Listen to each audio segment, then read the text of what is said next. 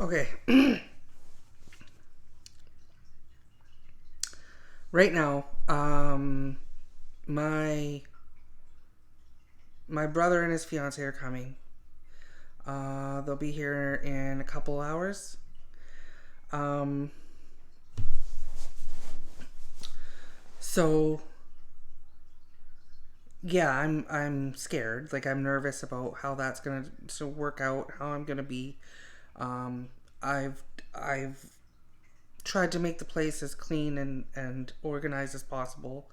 Um, Cleaned a nice area for for them to sleep and set out new towels and made tried to make sure that like the cat hair isn't everywhere.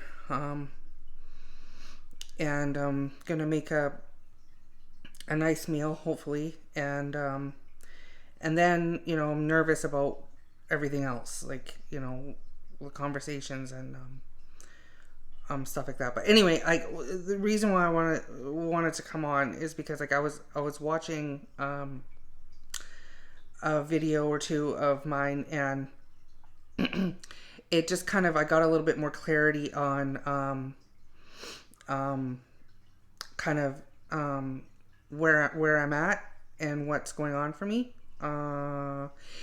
And so I just wanted to kind of talk about that a little bit more because, when I get some clarity, I should try and share it, even though it's probably going to sound really fucking repetitive and like the same shit. But uh, what I've realized is that, like, okay, so the way that I think, obviously, that is the topic of choice. Um, but it's because it's literally my jail, and what what is my problem.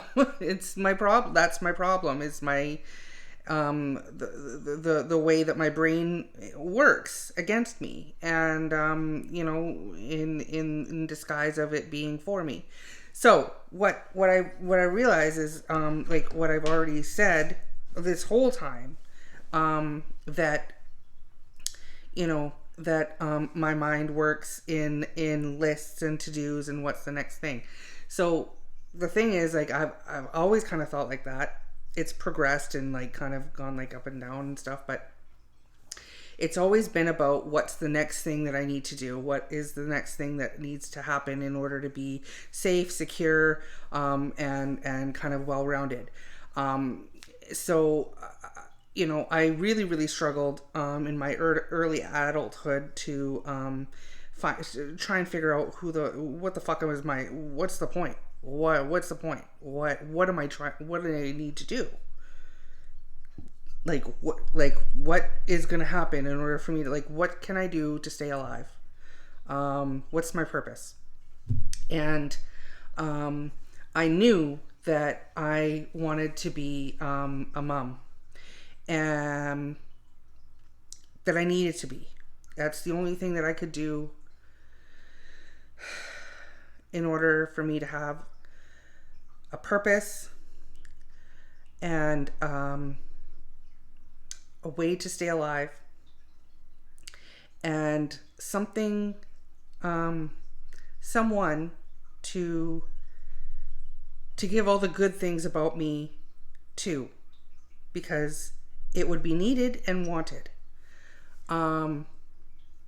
So that worked. And for years, I've done a really good job at doing my very best to provide and create a healthy, happy environment and structure for my son. And it kind of helped me stay a bit healthier, but definitely, I wanted to give him everything that I possibly could, everything I never had, and more. That worked for a really long time. Now that my son is nearly 17, Here and there, like, I'm like with what he needs now, I struggle with. I can't. It's very difficult for me to connect on a human level and level that anyone would need. Because I work in what's the next step, what's the next thing that I need to do in order to like be done with that, or like make sure that that's completed. And there's a couple things that come up here and there, like getting him his own bank account and making that work out, and getting like him doing the getting his driver's license, and then getting him on the insurance for the car, and I'm gonna have to show him how to like do the bills thing, like paying bills and stuff like that. Got him connected again with a dentist, and kind of trying to show him how to do that, like make that on his own, and but the rest is kind of like up to his choices. Like, what is it that he would like to do? Is it school? Is it jobs? Is it what is it that he would like to do? Travel, or like what's the future is like up to him. So now, I'm left with what feels like nothing. Because anything that is like future related, and about kind of like me just being a part of his life, and like I have my own and stuff like that, like that's where I don't have like the background of the security and the stable kind of like my own life, my own and that's due to a lot of things, but like mostly the way that I think. The way that I think is in structure, is in Survivor, is in like the next thing, organized, like that kind of thing. And it's very limited, very, very limited. It's not free. I can't, I don't have the ability to look within and see what it is that I would like to do just for fun, or as a hobby, or as a goal, or as like a even a job, or like because of my fucking brain and my mental illnesses. So that's not kind of really what I wanted to say. What I wanted to say is that like it's just so much more clear to me now that like I cannot be in the present. I'm not in the present. I cannot be in the present. Maybe from time to time I can kind of be there. But not really. So I feel kind of panicked a little bit, because like it does feel like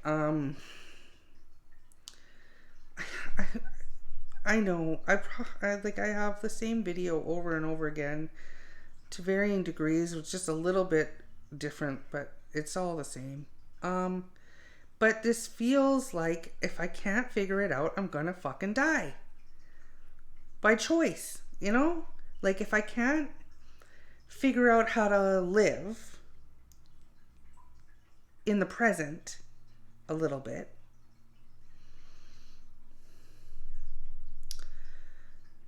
there is absolutely no fucking point. It's just torture. It's just, and I've lived my whole life, my whole kind of adult life, for other people, people that really matter to me. But like, that's not going to be enough if I'm less of a role in these people's lives. It's not enough. Um,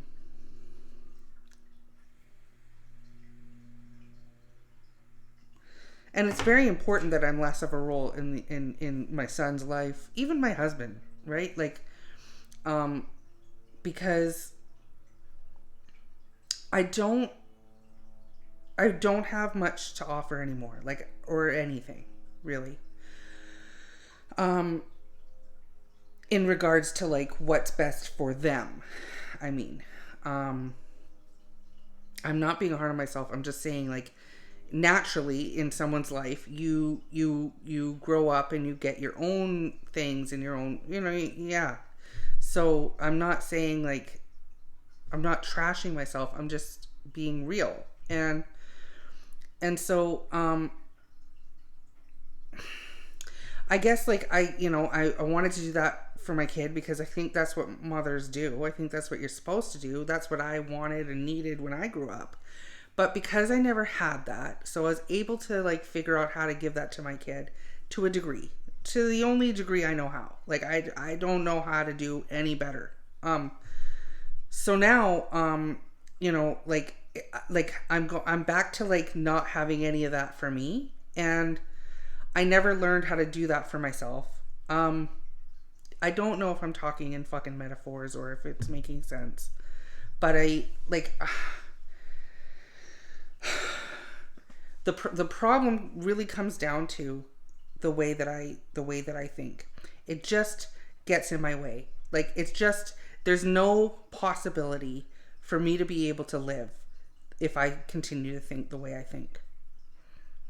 I don't know if it's possible to change how I think. I don't know if it's possible to change the rules, the lists, the order, the, like, the worry, the scared, like, like, there's just the way that I think, in, like, the next best thing to make my place look better, me look better, or whatever. And but I don't have the ability to, like, to just be in the present and take care of my own self, take care of my own skin and hair, and just be calm and make good choices when it comes to food, and just go for a walk if I want to, and just, like, fucking be. No, I can't. I can't do that. There's too much space there. Like, there's too much, like, dead air. I can't. There's too much busyness here, and questions, and orders and thoughts, and so, like, in order for me to, like, I don't know, like, I guess maybe if I had, like, I mean, I have my husband to bounce stuff off of, but, like, that's a pretty big fucking job for him all the time, to bounce shit off of him already all the time. Like, he's always fucking bringing me down. Not bringing me down, but, like, taking me down off the fucking ledge. Like, helping me. Making me realize that things aren't such a big fucking deal. Like, because I have, like, my trigger words. I have my trigger fucking, like, okay, a lot of it is to do with food preparation and making sure that there's meal, and making sure there's dinner, and making sure there's fucking, food prepared, or, like, enough food in the house, or, like, and then have to get groceries, and, like, it's just, like, a big fucking thing. It's a huge thing for me. And also, like, we're big eaters in this house, and we do love food, and, like, and so it doesn't give me any room to, like, kind of dial that back really at all either. And we're kind of, like, my husband and I, like, we need to really focus on food because we're both have the tendency of eating too much and getting unhealthy. So I have to, like, food is a huge fucking deal. Like, it's just huge. And the way that my mind works is so obsessively, and so just like so much thoughts running around all at once, and that's just one little subject, and that's the one thing that's kept me kind of going, and, like, being able to, like, provide and, like, prepare and make sure we're all good and healthy and all that. But, like,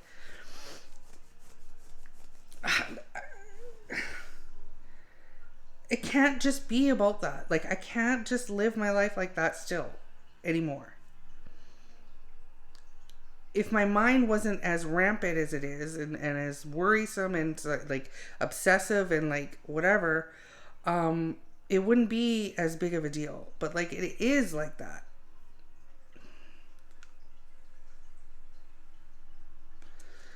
This is not the way I wanted this to come out, because I had some clarity, but it doesn't seem like that.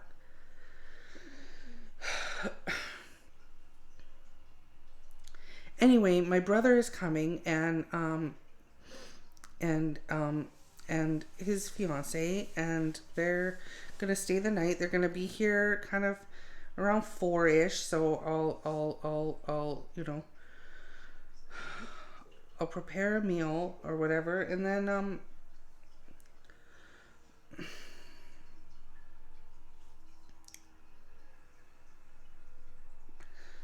there's clean and organized places to sit now, but like,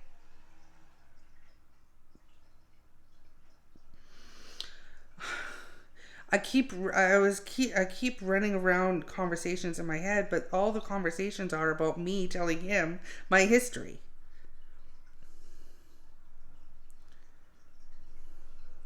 And I'm gonna obsess over it, and then like, it's just so exhausting and annoying. And then by the time they get here and I've prepared the meal, like, I'll be tired. And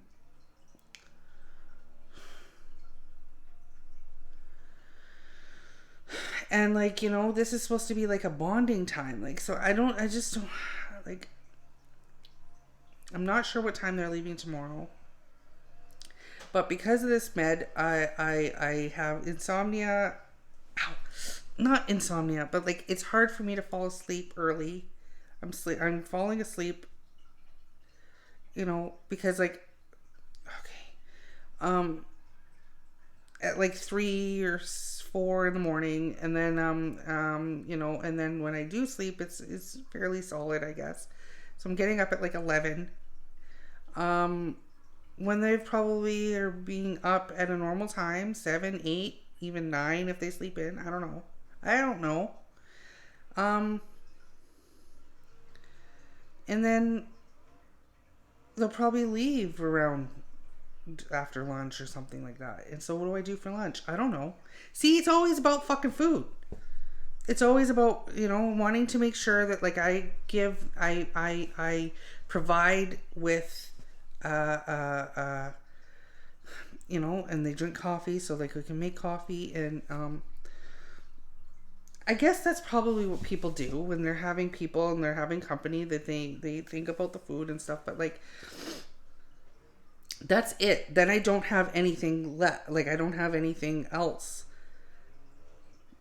I don't do small talk. I can't. I don't know world events going on. Like, I know a little bit, but like, it's too overwhelming.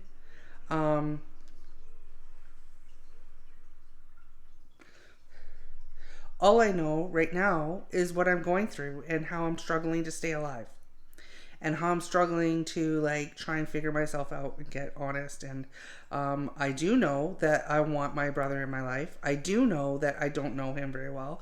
I do know that he doesn't know me very well. But I also know that I can fucking ramble on about fucking bullshit. And I'm mentally unwell. And I don't know how important that is to people. But it's all I've been dealing with lately. So that's my truth. So like, I do know that like, our grandma died, our mom died. I still have my mom's ashes that I haven't like taken out and put. I bought these little tiny urns that we could have as keepsakes. Maybe he could help me like open the urn thing, because it's pretty kind of emotional maybe, but like weird to open your mom's urn with the ashes and like dig out some ashes to put in these little keepsake things. So maybe he could help me with that. I don't know if he wants to keep one of them. And then, so that's our mom. And it doesn't look like anything's going to happen about her mom because, like, I'm not going to make it happen. And I can't rely on my aunt. And I can't be around my aunt. And the thing is that, like, my distant kind of, I don't know, I always call her aunt. But it was my aunt's aunt, I guess. No, I don't know. My grandma's brother and his wife. So I don't know technically what they are, but like they're kind of auntie and uncle. And you know, I kind of like really loved them when I was a kid. Like I loved going there. If there was like a family reunion or something, and I was lucky enough to go. And then there's been no, like, really kind of no contact. There was a family reunion a few years ago, and they were there, and that was nice. But other than that, like, there's been no relationship, and I, have struggled to kind of connect with anybody. So, but uncle had died, and I got invited to go to the farewell, like the celebration of his life, the farewell for him, and stay at that aunt's place, and that feels safer to me than anything else, because we are kind of distant, but the only thing that we really share is like the good memories and stuff. There's never really been any, like, there's not enough closeness, or maybe not enough anything to have any kind of like struggle, or like any kind of like bad relationship parts. So it's only been good. It's only good stuff. And so there's that. But like probably my aunt that I do struggle with and have had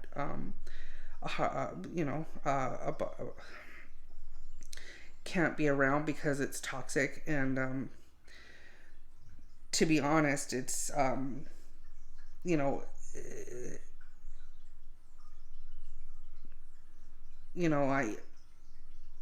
lived with her for a chunk of my early kind of teen years, or later childhood, like 10 to 13 kind of, and it was like anyway, so there's some history there, and like throughout my years she's had some kind of hold on me, whether that's her fault or not. Like, it doesn't matter.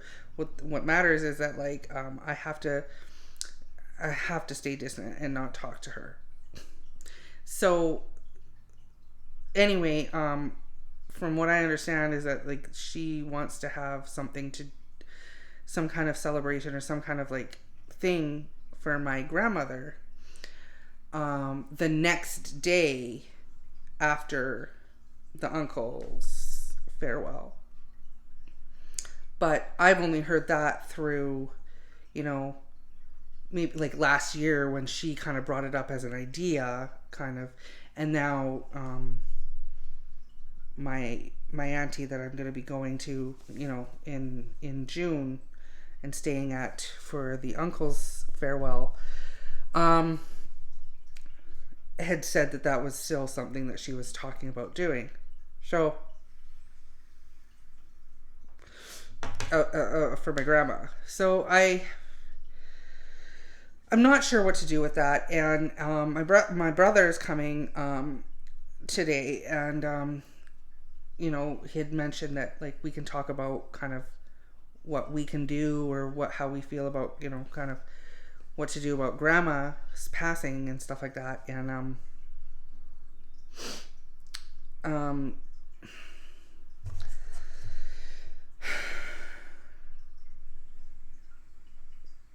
well, I already kind of talked about this the last video, but like I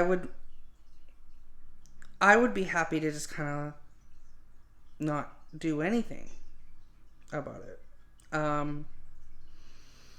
I wouldn't mind, my brother helping me with kind of like just divvying up a little bit of my mom's ashes that I have. But then for my grandma, it's more controlled by my aunt. And to be honest, my grandma and my aunt, there's some pretty nice kind of memories about my grandma here and there, but really, when I was little and I was growing up and, in the first few years of my life with my mom, it was brutal and bad and really chaotic, and I was not being cared for well at all. I don't know where my grandma or my aunt was then. And then when I lived with the family that actually took care of me for a good chunk of my childhood, from 4 to 8 or whatever it was, and really gave me some kind of like a stable place to call home and like a family vibe. 4 to 9, really.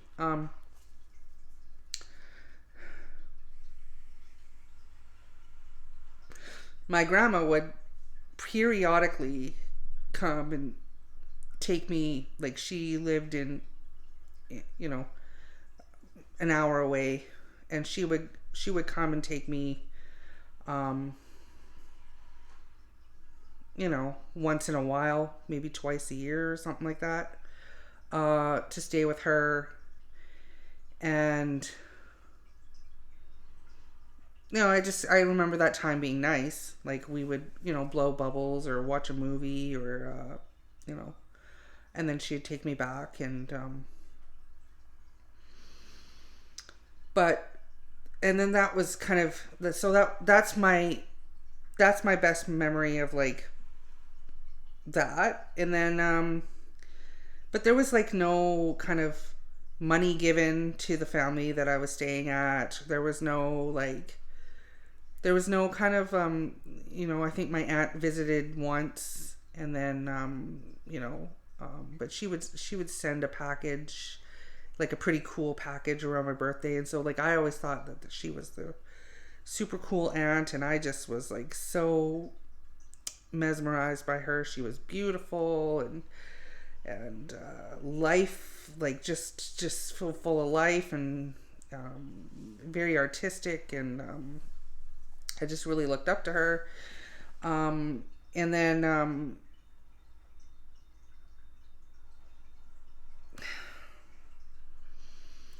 I lived with her, like, 9, almost 10 years old.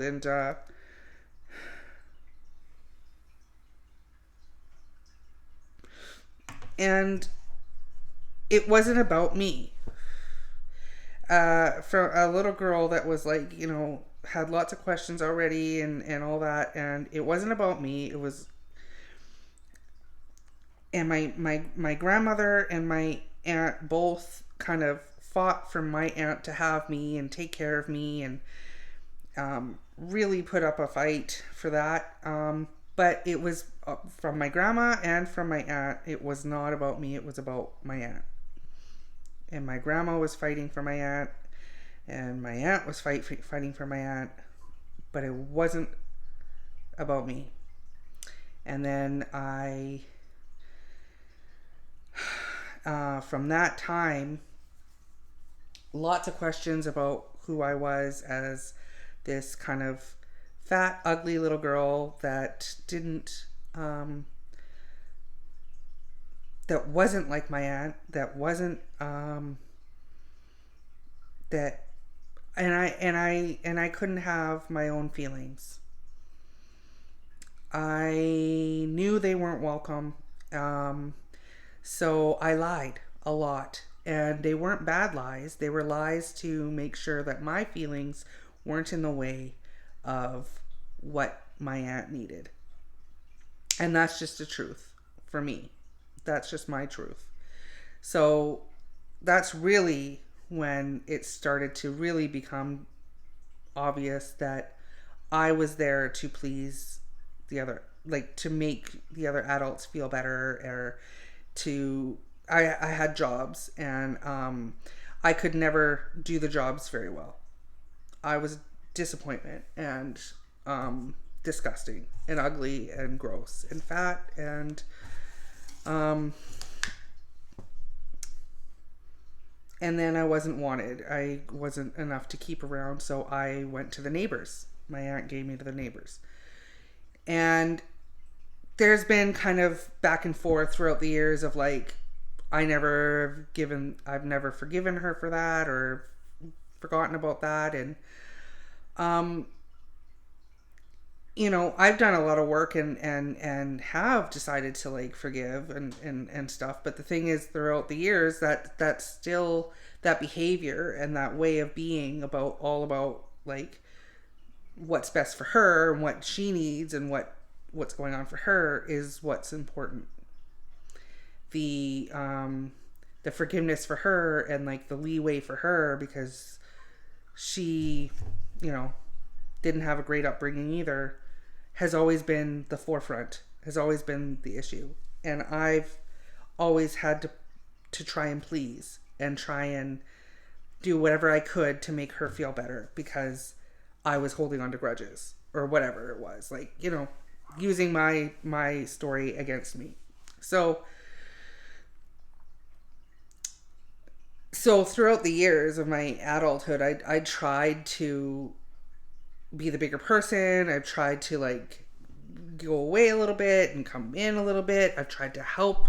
It just never ever really added up. Like nothing ever really got to the place where I fit. You know, I fit in this.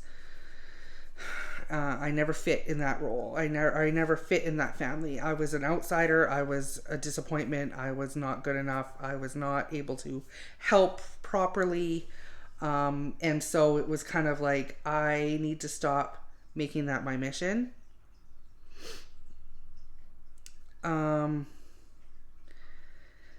And so that's kind of where, and like my grandmother as well would, like, I would overhear conversations about how I was a disappointment and, oh my God, what the hell did I do? And it was between my grandma and my aunt. You know, my grandma was right in there trying to fight for me to go to my aunt's, but then nothing afterwards. I was given to the neighbors.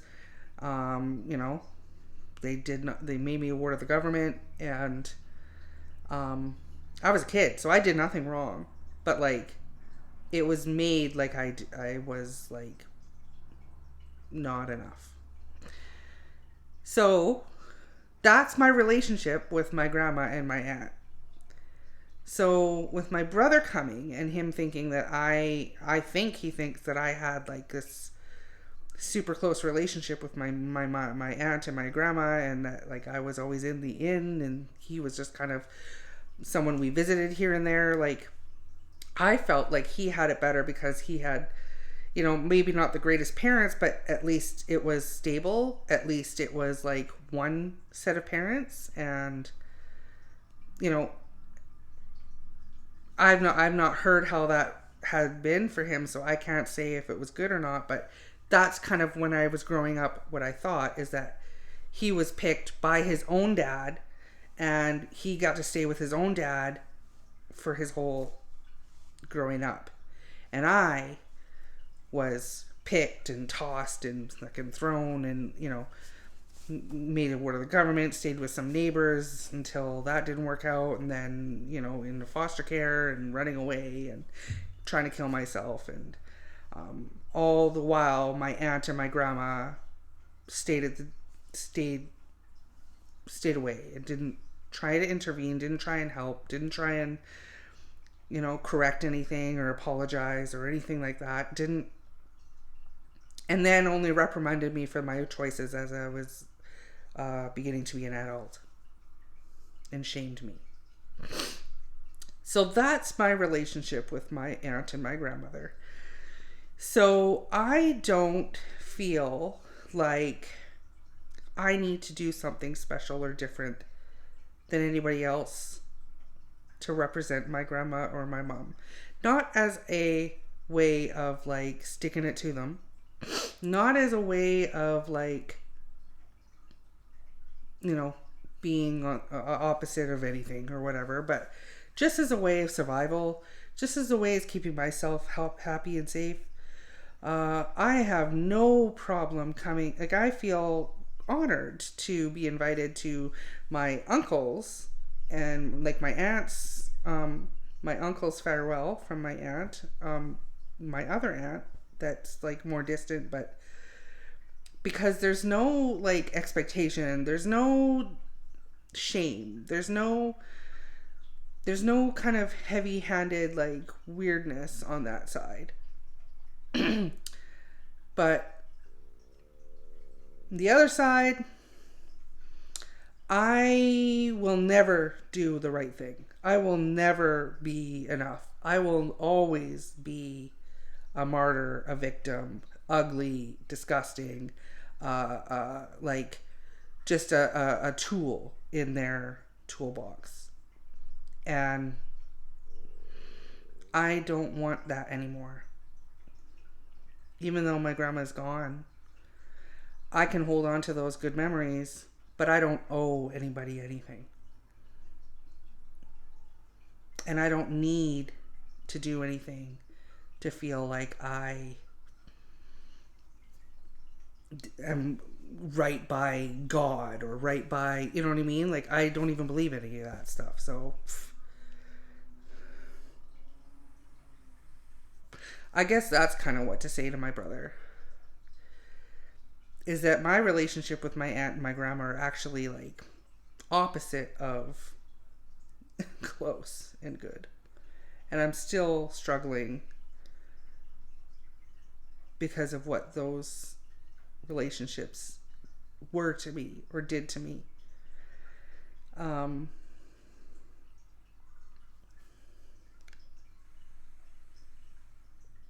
It's better for me to not even try and be, you know. Anyway, I just missed a call. I gotta take the chicken out of the fridge so it can get to the temperature where it can be cooked. It's a couple hours away. Maybe it's a little early. I don't know. And then, but I gotta try and focus here, prepare for guests. Also, I think I have a feeling that I'm not going to be able to take Vyvanse much longer.